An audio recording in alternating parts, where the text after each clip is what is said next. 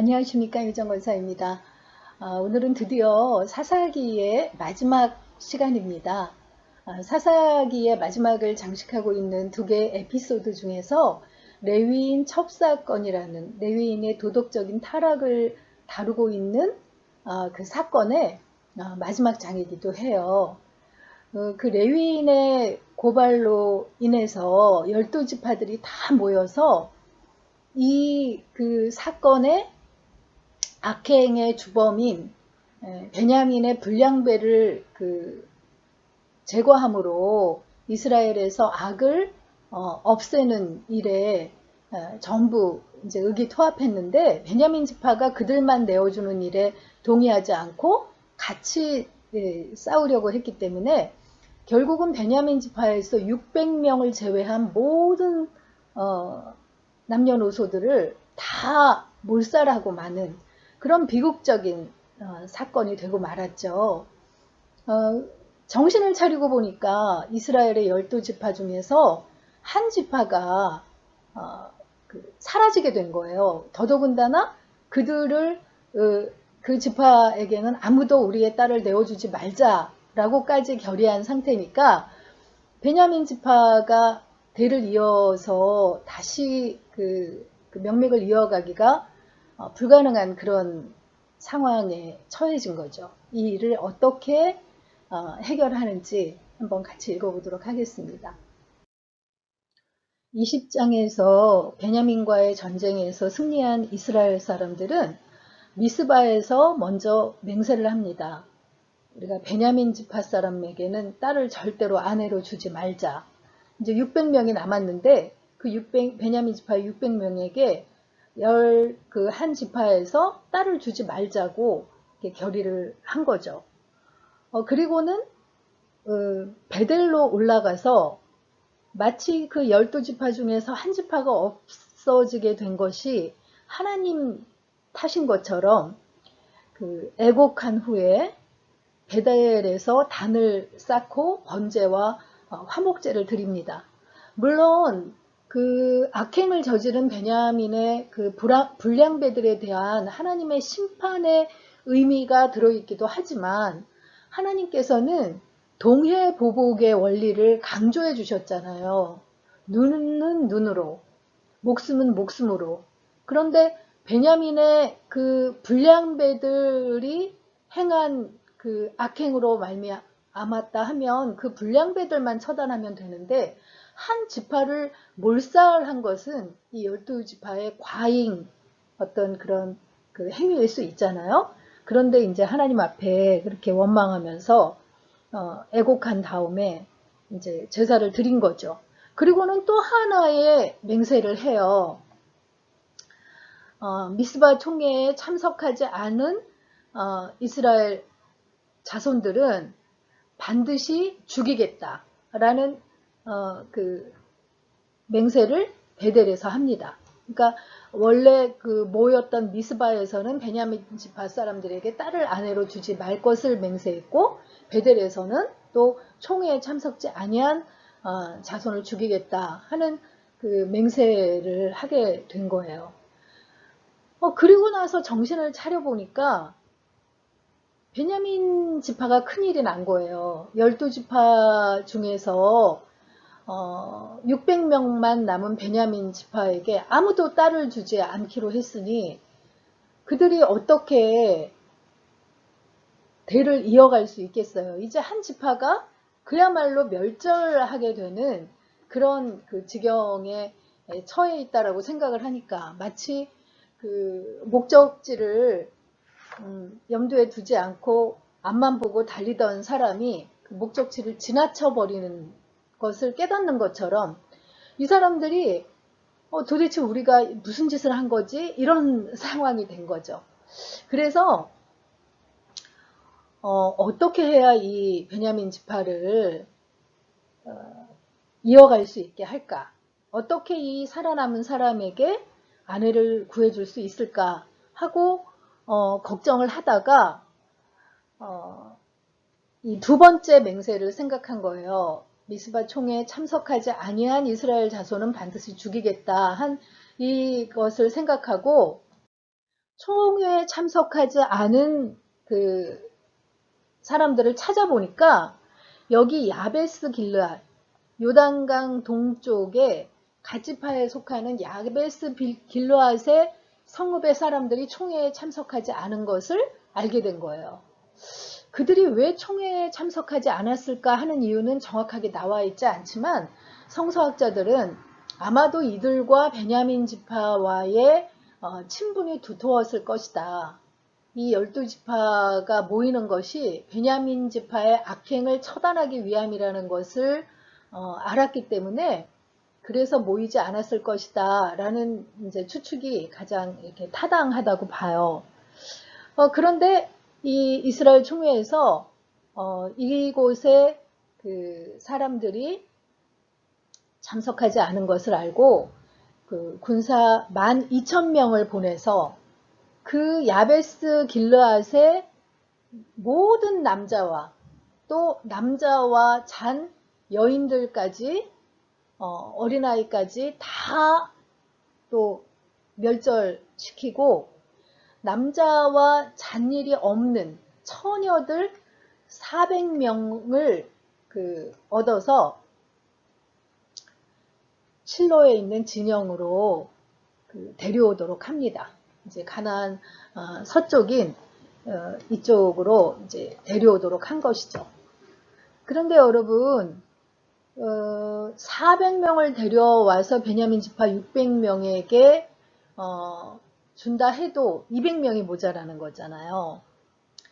그리고 이 400명도 이렇게 그 동족인 야베스 길르앗의 사람들이 총회에 참석하지 않았다고 해서 거기를 멸절하고 또 강제로 이 400명의 여인들을 자신들의 의사와는 전혀 상관없이 끌고 오는 이런 만행을 저지름으로써 이를 지금 해결하려고 하는 거죠. 그래서 베냐민 지파와 화친을 한 다음에 그들에게 400명의 여인을 줬어요. 그래도 200명이 이제 그 짝이 없는 그런 상황이 된 거죠. 그러니까 이 이스라엘의 총회에서 이 베냐민 지파에게 우리가 정말 너무 지나치게 행동했구나 하고 뉘우치다가 다시 해결책을 마련합니다. 그 해결책이라는 것이 아까 실로에 성소가 있는데 거기로 이제 모였다고 했잖아요. 그렇게 그쪽으로 모인 이유가 아마도 그 절기를 막기 위해서인 것이라고 해석을 하는데 해결책을 어떻게 내냐면 실로에서 절기에 여자들이 춤추러 나오거든 각각 하나씩 붙들어 가라. 그 200명 남은 그 베냐민 지파에게 이야기를 한 거죠. 근데 이게 이 절기가 정확하게 무슨 절기라고 성경에 기록되어 있지는 않아요. 그런데 이제 학자들이 추리하기를 지금도 이스라엘의 절기 중에서 장막절, 추수감사절은 마지막 날에 이렇게 여인들이 곱게 단장하고 춤추는 그런 행사들이 있거든요. 근데 이전에도 평소에는 이렇게 처녀들이 춤추는 것이 별로 허용되지 않는 사회였는데 장막절의 마지막 날은 이렇게 처녀들이 꾸미고 단장하고 나와서 이렇게 춤추는 것이 허용되었을 것이다 라고 보는 거죠. 그런 이유로 이게 장막절이었을 것이다 라고 보는 거예요.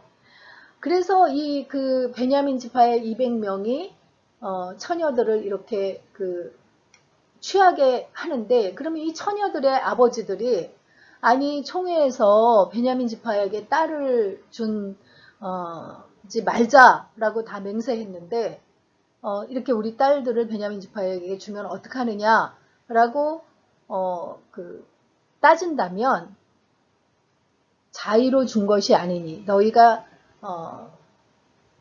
스스로 준 것이 아니니까 죄가 없을 것이다. 이렇게 변론해 주라고 자신들의 해결책을 이렇게 마련한 거예요. 그러니까 또 섣부르게 두 가지 맹세를 한 탓으로 그렇게까지 할 필요가 없었는데 야베스 길르앗 주민을 살상하고 실로의 처녀들을 납치하는 악순환을 일으킨 거죠. 애초에 이 사건의 발단은 뭐예요?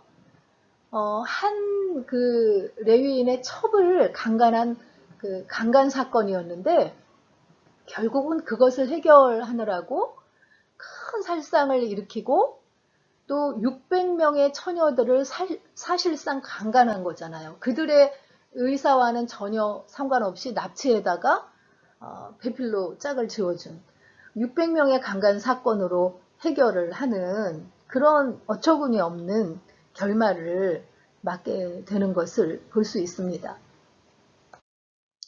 그러고는 베냐민 지파를 그 기업으로 돌려보내고 이스라엘의 모든 총회 모였던 11지파도 각기 자기들의 그 처소로 돌아갔다라고 기록을 하고 있습니다. 레위인의 그 부도덕한 그 타락으로 말미암아 정말 큰 심판이 이루어지고 참담한 사건이 이루어진 다음에 이제 이렇게 뿔뿔이 흩어지게 된 거죠.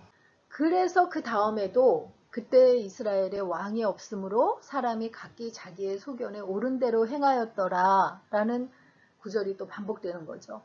절대적인 왕이신 하나님을 왕으로 세우지 않고 각기 자기가 좋은 대로 행하던 어두운 시대상을 고발하는 거예요. 이 사건이 지난 시간에도 말했듯이 사사기의 초반부에 있었던 사건인데 이런 그 사사기의 암흑 시대가 300년이 이어진 것은 결국 이렇게 레위인이 도덕적으로 종교적으로 타락했기 때문이다 라고 폭로하면서 마치는 것이라고 할 수 있습니다.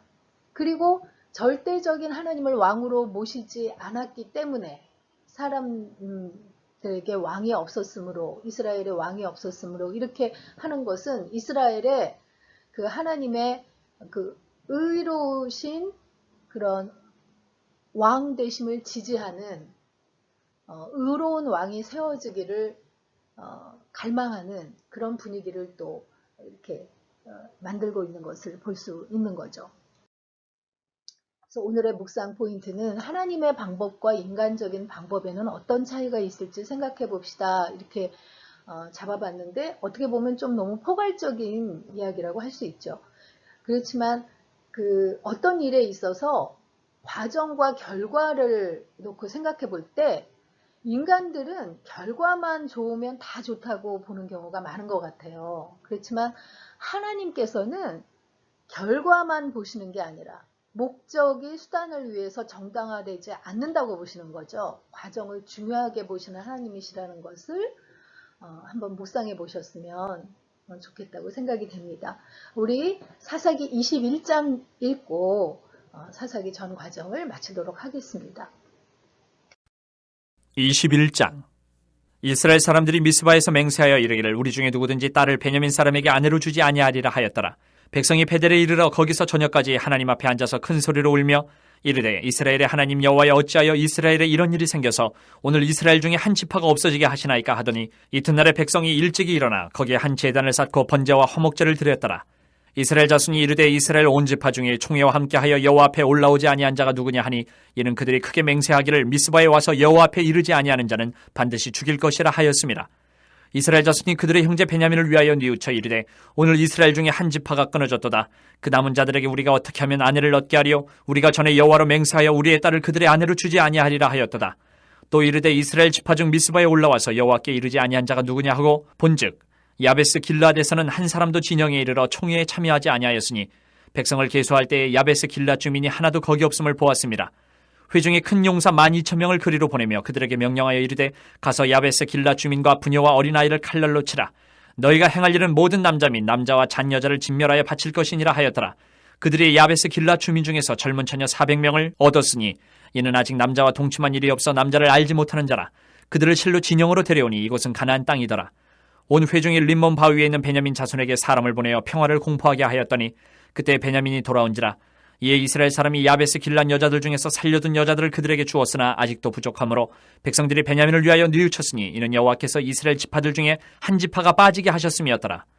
회중의 장로들이 이르되 베냐민의 여인이 다 멸절되었으니 이제 그 남은 자들에게 어떻게 하여야 아내를 얻게 할까 하고 또 이르되 베냐민 중 도망하여 살아남은 자에게 마땅히 기업이 있어야 하리니 그리하면 이스라엘 중에 한 지파가 사라짐이 없으리라. 그러나 우리가 우리의 딸을 그들의 아내로 주지 못하리니 이는 이스라엘 자손이 맹세하여 이르기를 딸을 베냐민에게 아내로 주는 자는 저주를 받으리라 하였음이로다 하니라. 또 이르되 보라 베델 북쪽 르보나 남쪽 베델에서 세게모로 올라가는 큰 길 동쪽 실로에 매년 여호와의 명절이 있도다 하고 베냐민 자손에게 명령하여 이르되 가서 포도원에 숨어 보다가 실로의 여자들이 춤을 추러 나오거든 너희는 포도원에서 나와서 실로의 딸 중에서 각각 하나를 붙들어 가지고 자기의 아내로 삼아 베냐민 땅으로 돌아가라. 만일 그의 아버지나 형제가 와서 우리에게 시비하면 우리가 그에게 말하기를 청하건대 너희는 우리에게 은혜를 베풀어 그들을 우리에게 줄지니라. 이는 우리가 전쟁할 때 각 사람을 위하여 그의 아내를 얻어주지 못하였고 너희가 자의로 그들에게 준 것이 아니니 너희에게 죄가 없을 것임이니라 하겠노라 하매 베냐민 자손이 그같이 행하여 춤추는 여자들 중에서 자기들의 숫자대로 붙들어 아내로 삼아 자기 기업에 돌아가서 성읍들을 건축하고 거기에 거주하였더라. 그때 이스라엘 자손이 그곳에서 각기 자기의 지파, 자기의 가족에게로 돌아갔으니 곧 각기 그곳에서 나와서 자기의 기업으로 돌아갔더라. 그때 이스라엘의 왕이 없으므로 사람이 각기 자기의 소견에 옳은 대로 행하였더라.